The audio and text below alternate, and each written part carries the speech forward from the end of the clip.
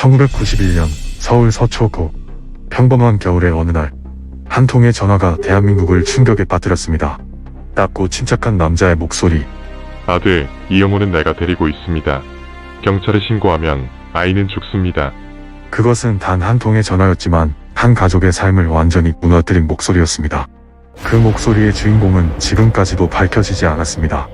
1991년 1월 29일 화요일 오전 10시 45분 서울 서초구 잠원동에 위치한 반포초등학교 정문 앞은 수업을 마친 아이들로 활기가 가득했습니다. 그 중에는 9살 소년 이영호 군 반포초등학교 2학년 3반 학생이 있었습니다. 키 130cm 남짓, 밝은 성격에 호기심이 많던 형호 군은 친구들과 장난을 치며 골목길을 걸어가고 있었습니다. 그의 집은 학교에서 불과 5분 거리를 걸어서 돌아가는 익숙한 길이었습니다. 하지만 그날 잠원동 골목 어귀에서 검은색 대우르망 승용차 한 대가 멈춰섰습니다. 창문이 내려가고 낯선 남자가 말을 겁니다. 그 짧은 순간 형호 군은 남자의 말을 믿고 차에 오릅니다. 그리고 그 차는 서울의 복잡한 도로 속으로 사라졌습니다. 이때부터 하나의 흔적이 사라진 미스터리의 중심으로 들어가게 됩니다. 1991년 1월 29일 정오 무렵 서울 서초구 잠원동의 조용한 아파트 단지. 학교를 마친 아들이 돌아오지 않자 가족은 초조한 마음으로 거듭 창문 밖을 내다보았습니다. 그리고 그때 집 전화벨이 울렸습니다. 수화기 너머로 들려온 것은 낮고 차갑고 감정이 없는 남자의 목소리였습니다. 아들, 이영호는 내가 데리고 있습니다. 경찰에 신고하면 바로 죽습니다. 범인은 아이의 이름, 학교, 학년, 그리고 부모의 직업까지 정확히 알고 있었습니다. 철저하게 준비된 범죄. 가족의 평화로운 일상은 그 한 통의 전화로 완전히 무너져 내렸습니다. 1991년 1월 29일 오후 서초경찰서는 긴급히 유괴사건 수사본부를 꾸렸습니다. 경찰 600여 명이 잠원동 일대를 중심으로 지하실, 하수구, 폐가, 놀이터 등을 샅샅이 수색했습니다. 그러나 아이의 흔적은 어디에도 없었습니다.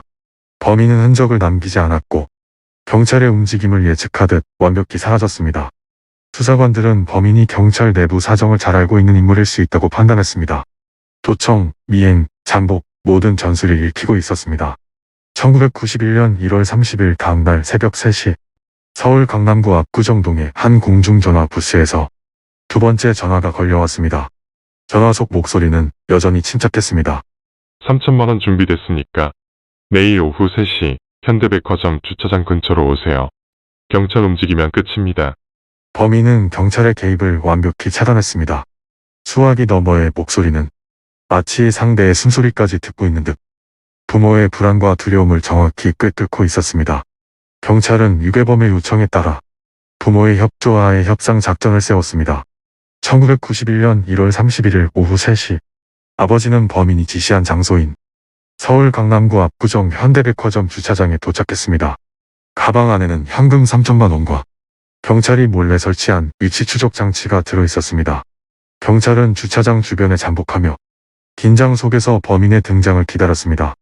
그러나 그날 아무도 나타나지 않았습니다. 이후에도 7차례의 전화가 이어졌지만 범인은 여전히 동일한 목소리, 동일한 태도로 협박을 이어갔습니다. 당시 범인의 목소리를 잠시 들려드리겠습니다.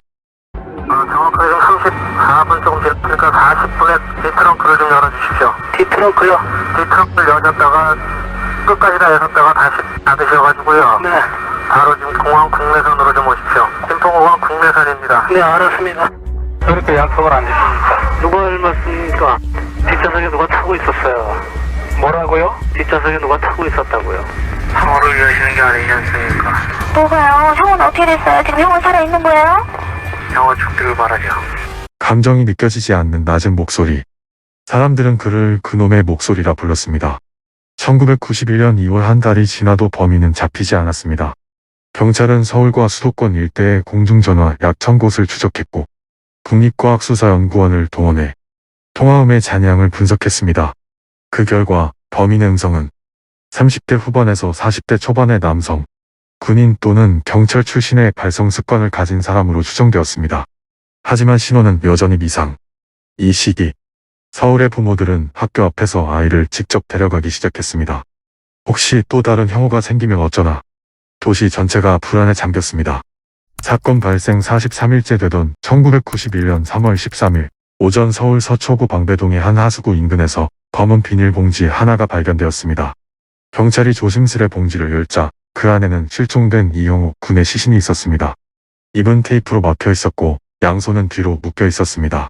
국립과학수사연구원의 부검 결과 사인은 질식사, 범인은 형우 군을 납치한 지 3일 이내에 살해한 것으로 추정되었습니다.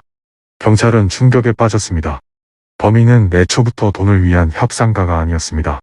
그는 사람의 공포를 조종하고 세상을 가지고 놀던 냉정한 조종자였습니다. 1991년 6월 4개월간의 대대적인 수사에도 불구하고 경찰은 단 한 명의 용의자도 특정하지 못했습니다. 그가 사용한 전화는 모두 공중전화였고 차량은 미등록 렌트로 밝혀졌습니다. 범행 현장에는 지문 하나 남지 않았습니다. 결국 이 사건은 단서 부족으로 미제 처리되었습니다. 경찰 기록에는 단 한 줄만 남았습니다. 그놈의 목소리 신혼 미상. 세월은 흘러 어느덧 30년. 사건의 진실은 아직도 밝혀지지 않았습니다.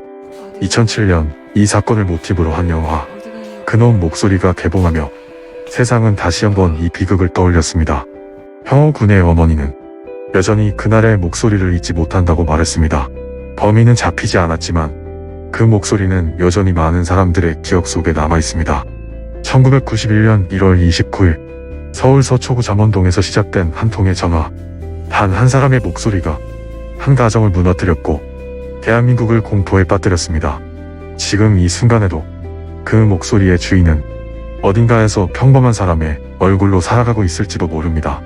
그놈의 목소리 이형우 유괴 살인 사건의 진실은 아직까지 미제로 남아있습니다. 오늘의 사건에 대해 여러분은 어떤 생각을 가지고 계신가요?